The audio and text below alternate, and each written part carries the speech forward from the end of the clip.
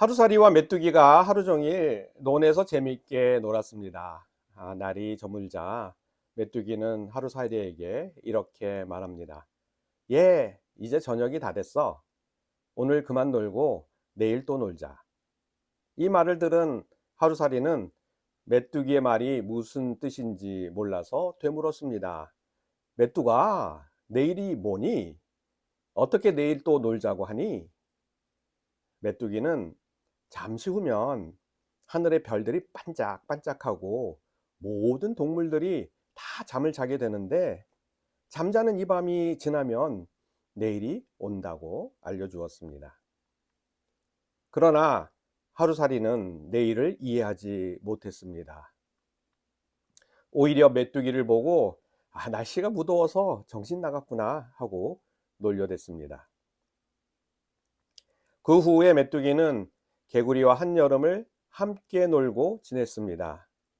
가을이 오고 날씨가 차가워지자 개구리가 메뚜기에게 이렇게 말합니다. 메뚜가, 내년에 다시 만나서 놀자. 메뚜기는 내년이 뭐냐고 개구리에게 물었습니다. 개구리는 흰 눈이 천지를 덮고 얼음이 얼고 몹시 추워서 모든 개구리가 땅속에 들어가서 오래오래 겨울잠을 자고 나면 다시 따뜻한 봄이 오는데 그때가 내년이라고 알려주었습니다. 그러나 메뚜기는 그의 말을 이해하지 못했습니다. 오히려 개구리 보고 날씨가 서늘해지니까 정신이 나간 모양이라고 놀려댔습니다. 하루살이나 메뚜기는 내일 또는 내년을 경험하지 못합니다. 그래서 내일이나 내년을 쉽게 알 수 없습니다. 하루살이에게 있어서 내일이 있다는 사실과 메뚜기에게 있어서 내년이 있다는 사실을 받아들이기 위해서 믿음이 필요합니다. 보지 못하는 것이기 때문입니다. 그러나 그들이 믿지 않는다고 해서 내일이나 내년이 존재하지 않는 것은 아닙니다. 그들이 믿지 않음에도 불구하고 내일이나 내년은 엄연히 존재합니다. 이와 마찬가지로 예수 그리스도를 믿으면 풍성한 삶을 누리게 됩니다. 누가 풍성한 삶을 누리게 될까요? 그리스도 안에서 죽고 다시 산 사람들이 풍성한 삶을 누리게 됩니다. 그리스도 안에 죽고 다시 산 사람이 믿음으로 풍성한 삶을 보게 되는 것입니다. 그래서 죽어야 산다 라는 제목으로 말씀을 전하려고 합니다. 로마서 6장 4절 말씀을 보겠습니다. 그러므로 우리가 그의 죽으심과 합하여 세례를 받음으로 그와 함께 장사되었나니, 우리가 그리스도의 죽으심과 합하여 세례를 받음으로 그와 함께 장사되었다고 말씀합니다.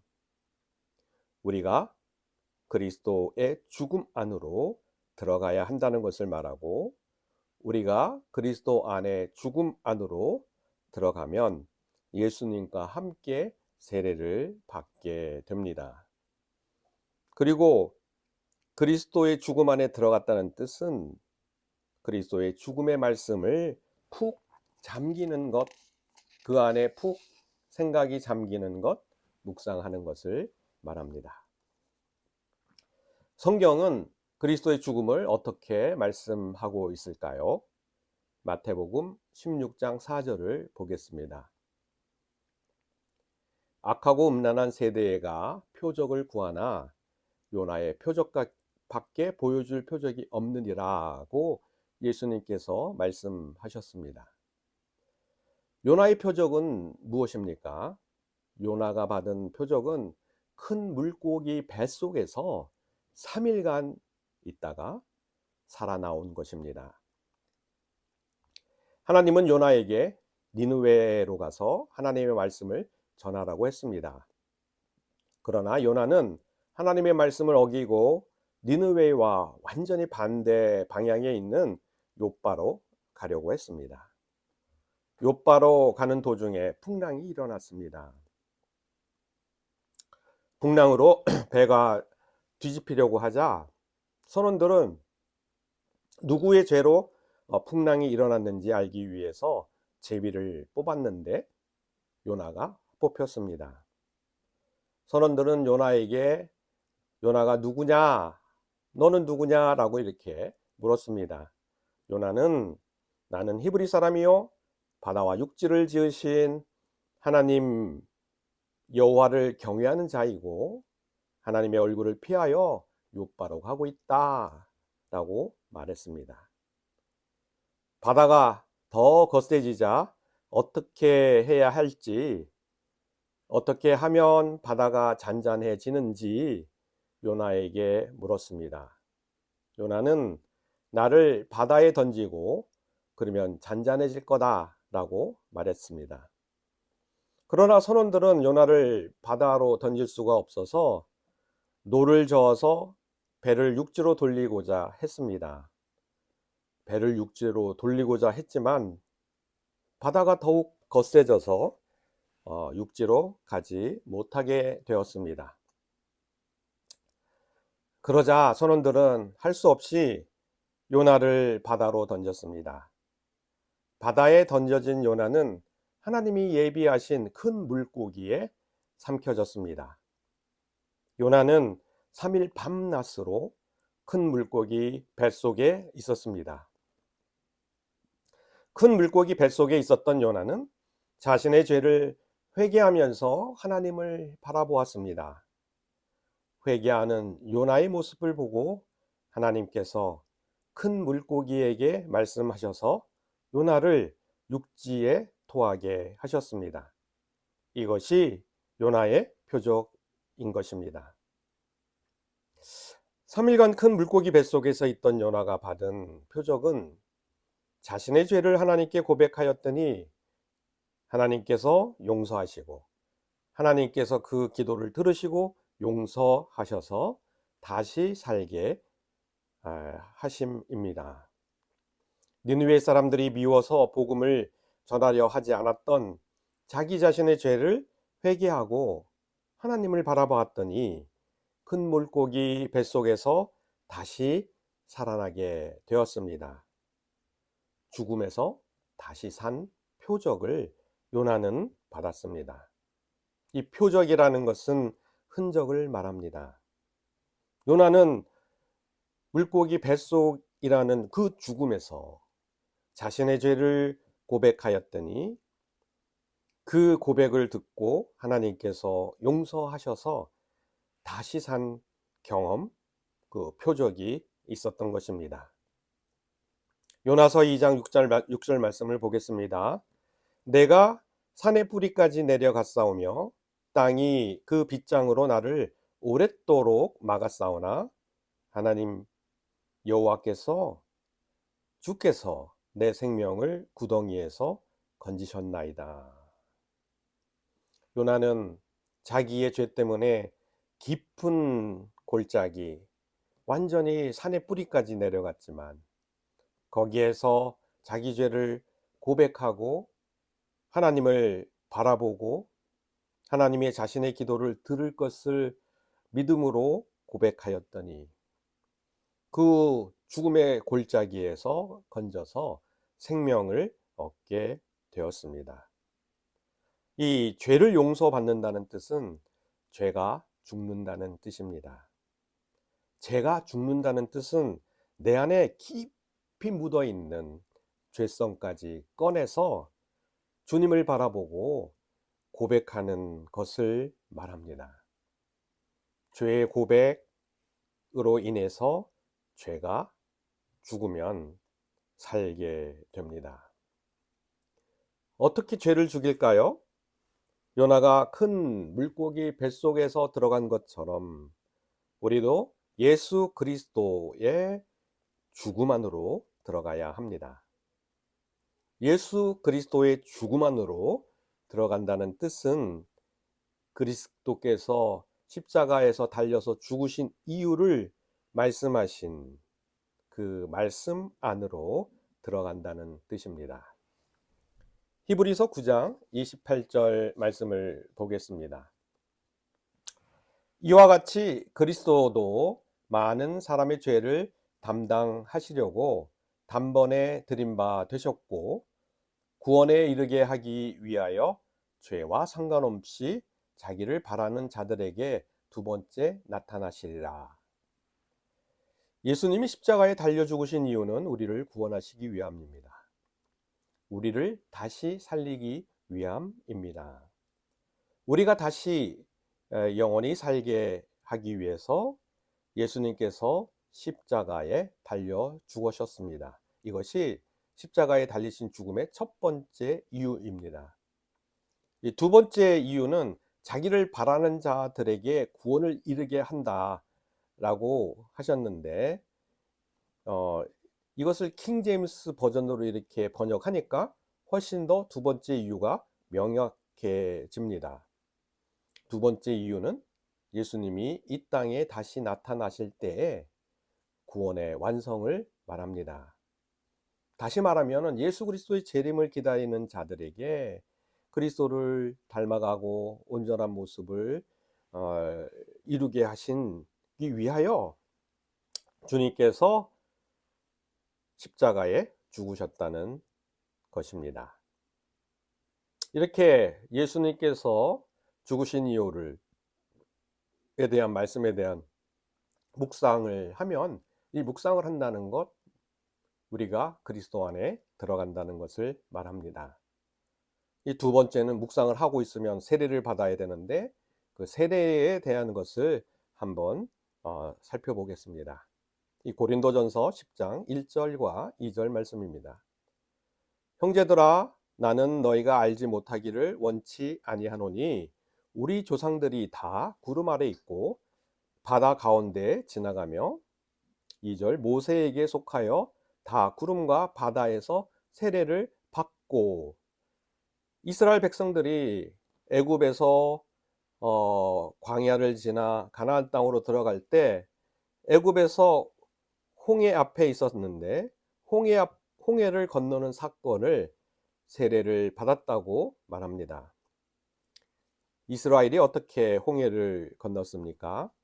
히브리서 11장 29절 말씀을 보겠습니다. 믿음으로 그들은 홍해를 육지와 같이 건넜으나 애굽 사람들은 이것을 시험하다가 빠져 죽었다라고 말씀하고 있습니다. 이스라엘 백성들은 믿음으로 홍해를 건너갔습니다. 이것이 세례의 모습입니다. 뒤에는 애굽 군대들이 죽어서 죽을 위기에 있고 앞에는 홍해 때문에 이제 바다에 빠져 죽을 그런 위험에 있는데 믿음으로 말씀을 듣고 그 홍해의 바다를 건너가는 것 이것이 세례라고 말합니다. 우리가 예수 그리스도의 죽으심과 합하여 세례를 받음으로 우리 죄가 완전히 죽었다고 합니다. 말씀에 대한 고백, 말씀에 대한 반응에 대한 순종으로 우리는 세례를 받게 되고 그 세례를 통해서 우리 죄가 완전히 죽게 됩니다. 죄가 죽으면 우리는 다시 살게 됩니다. 죄가 죽어 다시 살게 되면 그리스도 안에서 풍성한 삶을 살게 됩니다. 두 번째로 무엇을 죽여야 할까요? 로마서 6장 12절 말씀을 보겠습니다. 몸의 사욕에 순종하지 말라고 말합니다. 너희 죽을 몸에 지배하지 못하게 하여 몸의 사욕에 순종하지 말아야 합니다. 몸의 사욕을 죽여야 합니다.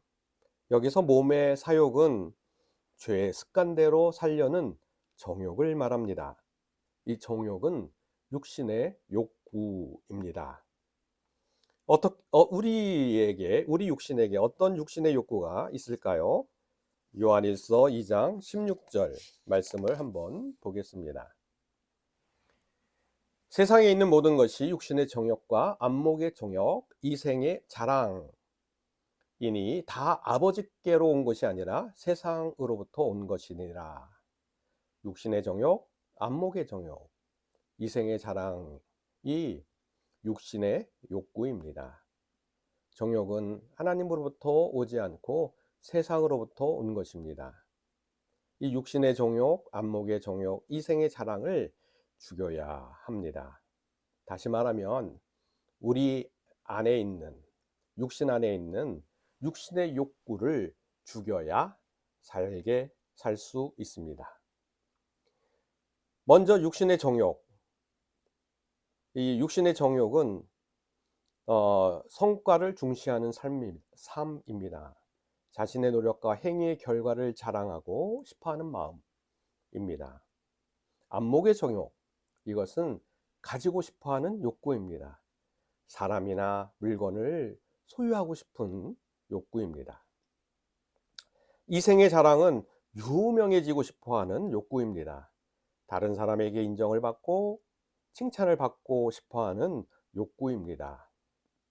이러한 육신의 욕구가 죽어야 살게 됩니다. 육신의 욕구를 어떻게 죽일 수 있을까요? 세상의 말을 듣지 않고 육신의 말을 듣지 않고 말씀을 듣고 말씀을 선포하여야 합니다. 예수님께서 이 땅에 인간으로 오셨기 때문에 육신의 욕구에 대한 유혹을 받았습니다. 그래서 예수님께서 40일 금식한 후에 성령님에 이끌려 마귀의 시험을 받게 됩니다.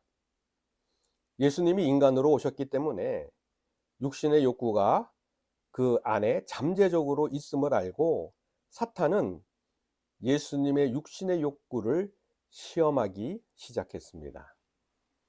마태복음 4장 3절과 4절 말씀을 보겠습니다. 시험하는 자 예수께 나와 이르되 내가 만일 하나님의 아들이거든 명하여 이 돌로 떡덩이가 되게 하라. 예수님이 대답하여 이르시되 기록되었으되 사람은 떡으로만 살 것이 아니요 하나님의 입으로 나오는 모든 말씀으로 살 것이니라 하였느니라. 돌이 떡이 되게 하는 시험은 육신의 정욕에 대한 시험입니다. 내 힘으로 인간의 능력으로 성과를 나타내고자 하는 육신의 욕구에 대한 시험입니다. 성과에 대한 시험이기도 합니다. 육신은 열심히 일해서 자기의 성과를 내려고 합니다. 자기의 성과를 나타내려면 육신은 노력을 해야 되고 일을 해야 되고 그리고 그 모습을 어떤 체계를 가지고 있어야 되고 전략을 가지면서 성공해야 합니다. 이러한 자기의 성과를 나타내려고 하는 육신의 욕구를 예수님께서는 말씀을 선포함으로써 이겨냈습니다. 말씀으로 육신의 정욕을 물리쳤습니다. 말씀으로 성과를 가지고 싶어하는, 성과를 나타내고 싶어하는 육신의 욕구를 죽이셨던 것입니다. 말씀을 듣고 믿고 선포함으로 예수님은 육신의 정욕을 이기셨습니다. 마태복음 4장 6절과 7절을 보겠습니다. 두 번째 시험이죠. 이르시되 내가 만일 하나님의 아들이거든 뛰어내리라 기록되었을 때 그가 너를 위하여 그의 사자들에게 명하시니니 그의 손으로 너를 받들어 발에 돌에 부딪히지 않게 하리로다 하였느니라. 7절 말씀이죠. 예수님께서 이르시되 또 기록하였으되 주 너 하나님을 시험하지 말라 하였느니라 하시니, 이 사탄의 두 번째 시험은 예수님께서 성전 꼭대기에서 떨어지라고 하는 시험입니다. 이 시험은 이생에 대한 자랑에 대한 시험입니다. 이생의 자랑은 유명해지고 싶어하는 욕구입니다. 이생의 자랑은 자기의 이름을 알리고 싶어 하거나 다른 사람에게 인정받고 또 칭찬받고 싶어 하는 욕구입니다. 이 이생의 자랑에 대한 욕구, 이생의 자랑에 대한 것에 대한 육신의 욕구를 사탄이 시험하였습니다. 이생의 자랑에 대한 사탄의 시험을 예수님께서는 신명기 말씀을 듣고 믿고 선포함으로 이기셨습니다. 말씀을 듣고 믿고 선포함으로 이생의 자랑을 이기셨습니다. 말씀으로 육신의 욕구를 죽이셨습니다. 다음 세 번째 시험이죠. 마태복음 4장 8절에서 10절 말씀을 보겠습니다. 마귀가 또 그를 데리고 지극히 높은 산에 가서 천하 만국과 그 영광을 보여 9절 말씀입니다. 이르되 만일 내게 엎드려 경배하면 이 모든 것을 내게 주리라. 10절 말씀이죠. 이에 예수님께서 말씀하시되 사탄아 물러가라. 기록되었으되 너의 하나님께 경배하고 다만 그를 섬기라 하였느니라. 사탄의 세 번째 시험은 안목의 정욕에 대한 시험입니다. 안목의 정욕은 눈에 보는 것을 다 소유하고 싶어하는 욕구를 말합니다. 안목의 정욕에 대한 사탄의 시험도 예수님께서는 말씀을 듣고 믿고 선포함으로 이기셨습니다. 신명기 말씀을 선포하심으로 안목의 정욕을 이기셨습니다. 육신의 욕구를 죽이셨습니다. 말씀을 듣고 믿고 선포함으로 육신의 욕구를 죽이게 됩니다. 육신의 욕구를 죽이신, 다시 말해서 육신의 욕구에 대한 사탄의 시험을 이기신 예수님은 어떻게 되셨습니까? 마태복음 4장 11절 말씀을 보겠습니다. 이에 마귀는 예수를 떠나고 전사들이 나와 수종드니라. 사탄의 시험을 이기신 예수님께서 천사의 섬김을 받게 됩니다. 육신의 욕구를 죽이신 예수님께서 천사의 수종을 받으셨다는 뜻입니다. 이 육신의 욕구는요, 행동으로 표현하게 됩니다. 그리고 행동으로 표현해서 지속적으로 습관이 되었기 때문에 이를 죄의 습관이라고 말합니다. 육신의 욕구에 따라 행동하여 습관이 된 죄의 습관을 버려야 합니다. 죽여야 합니다. 구원을 받아 새 생명을 얻어도 육신의 습관들은 아직 육에 남아 있습니다. 이 육에 남아 있는 육신의 습관들, 죄의 습관들을 죽여야 삽니다. 어떻게 죽입니까? 육신의 욕구를 말씀으로 선포해서 이김으로 육신의 죄의 습관들을 죽이게 됩니다. 육신의 죄의 습관들을 죽이면 우리 몸 안에 성령님께서 임하십니다. 우리 몸이 주님의 성전이 되는 것입니다. 성령 안에 살게 되니까 그리스도 안에서 풍성한 삶을 살게 되는 것입니다. 세 번째, 마지막으로 무엇을 죽여야 할까요? 로마서 6장 13절 말씀을 보겠습니다. 너희 지체를 의의 무기로 하나님께 드리라 이렇게 말합니다. 너희 몸을 하나님께 드리라고 말합니다. 자신을 하나님께 드려야 살게 됩니다.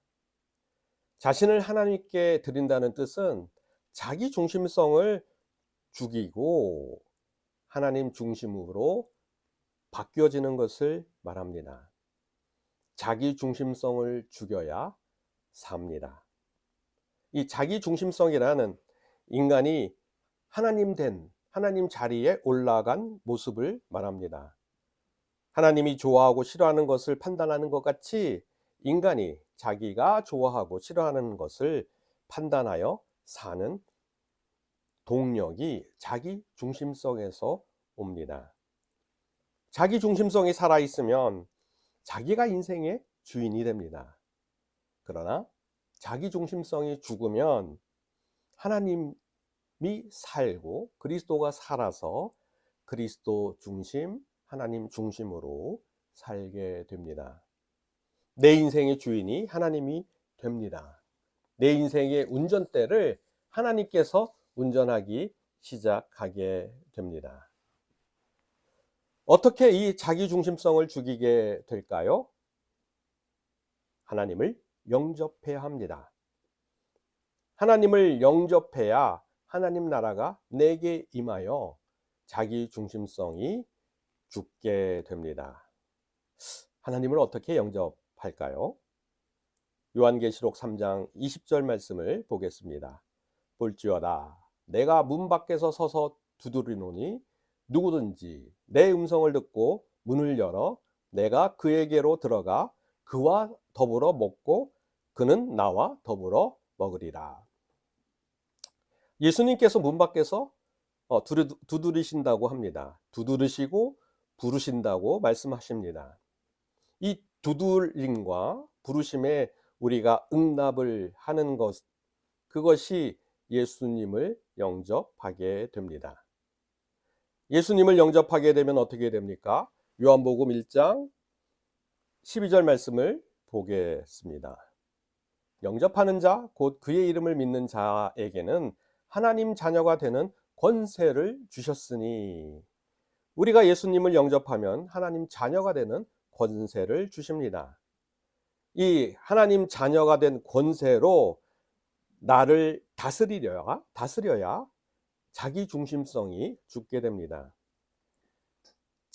하나님 자녀가 된 권세를 사용하지 않으면 자기 중심성이 죽지 못하게 되는 것입니다.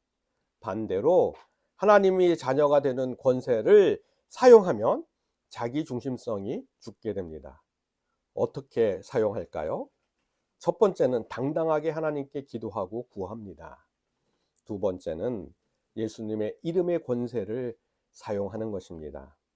내가 안으로는 하나님께 기도로 구하고 밖으로는 예수 그리스도의 권세를 사용해서 이 환경과 사탄을 이김으로 우리는 내 안에 있는 자기 중심성을 죽이고 하나님 중심, 하나님이 나의 삶을 운전하시는 그러한 삶을 살게 됩니다. 이 영접이란 예수 그리스도의 이름을 믿는 자라고 말씀합니다. 예수 그리스도의 이름을 믿으면 하나님의 자녀가 되는 권세를 주시고, 하나님의 자녀에 대한 권세를 주셨으면 그것을 사용해서 당당하게 기도로 구하고 예수 그리스도의 이름으로 모든 상황들, 사탄의 능력과 환경들을 이기면서 살게 되면, 하나님 자녀의 권세를 사용하면 내 안에 자기중심성을 죽이게 됩니다. 말씀을 정리합니다. 우리가 세 가지를 죽여야 합니다. 예수님과 함께 십자가에서 우리의 죄를 용서받았음을 믿고 순종하여 죄를 죽여야 합니다. 말씀을 듣고 믿고 선포함으로 죄의 습관을 죽여야 합니다. 마지막으로 예수님을 영접하고 하나님의 자녀가 된 권세를 사용하여 자기 중심성을 죽여야 합니다. 이 세 가지가 죽으면 어떻게 됩니까? 로마서 6장 14절 말씀을 같이 보면 좋겠습니다. 죄가 너를 주장하지 못하리니 이는 너희가 법 아래 있지 않고 은혜 아래 있습니다. 은혜 가운데 행하게 됩니다. 은혜 가운데 살게 된다는 뜻입니다. 죄가 더 이상 우리를 주장하지 못하고 사탄이 더 이상 우리를 종노릇하게 하지 못하게 한다는 뜻입니다. 우리가 하나님의 자녀에 대한 권세로 하나님 자녀의 왕의 자녀로서 하나님의 은혜 가운데 이 땅에 살게 된다는 뜻입니다. 하나님의 은혜가 임하면 우리는 그리스도 안에서 풍성한 삶을 살게 되는 것입니다. 우리 모두 하나님의 은혜로 하나님이 주신 풍성한 삶을 누리며 살기를 축원합니다.